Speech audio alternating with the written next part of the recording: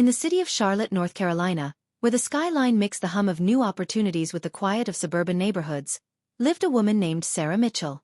Sarah was 43 years old, and her life had recently taken a sharp turn she had not been prepared for.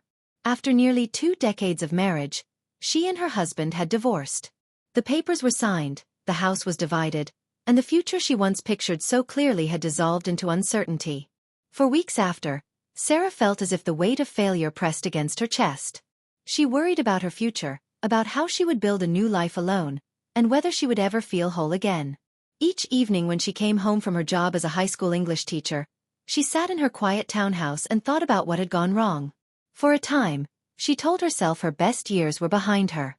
One Saturday morning, while sitting on her porch with a mug of coffee, Sarah noticed movement next door. A young man in his 20s was carrying boxes into the house that had recently been sold. His name, she would soon learn, was Daniel Carter. He was 25, the son of her new neighbor, moving in temporarily while he finished his graduate studies in architecture at the University of North Carolina.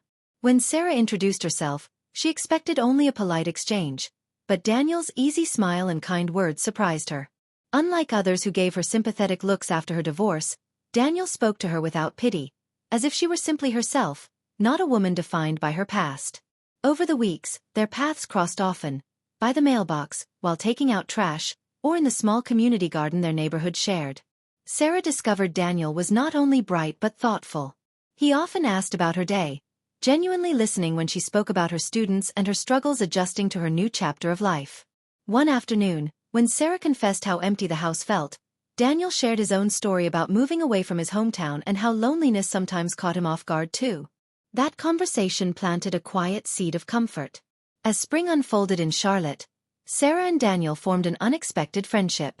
He often offered to help her with little tasks, fixing the squeaky gate in her yard, carrying groceries, or setting up the bookshelf she had bought online but hadn't been able to assemble alone. In return, Sarah often invited him for dinner.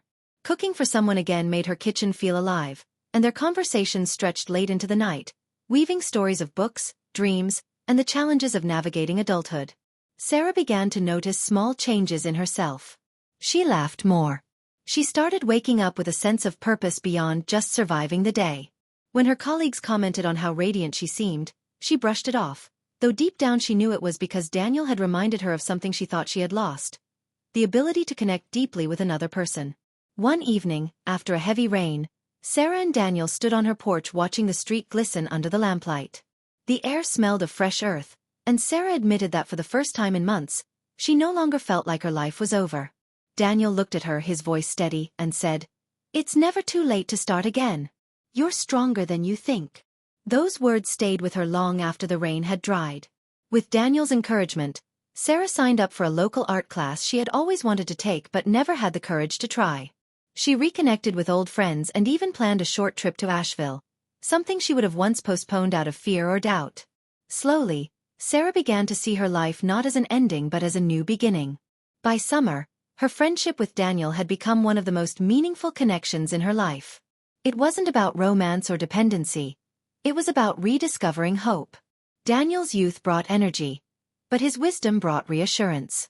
Sarah realized that while her marriage had ended, her story was still being written. One warm July evening, as fireworks lit the sky over Charlotte's Independence Day celebration, Sarah looked up with awe, Daniel standing beside her. For the first time in years, she felt truly alive. She understood that her journey after divorce was not about what she had lost, but about what she was still capable of finding. She wasn't defined by her past but by the courage to keep moving forward. As the fireworks faded, Sarah whispered to herself, "It's not too late." The crowd cheered around her, and Daniel smiled, as if he understood without her needing to explain.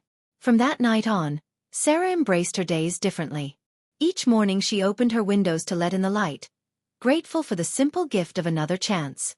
She still carried the scars of her divorce, but now they were part of a larger story. One that reminded her of resilience, renewal, and the unexpected kindness of a neighbor's son who had shown her that life after loss could still be beautiful.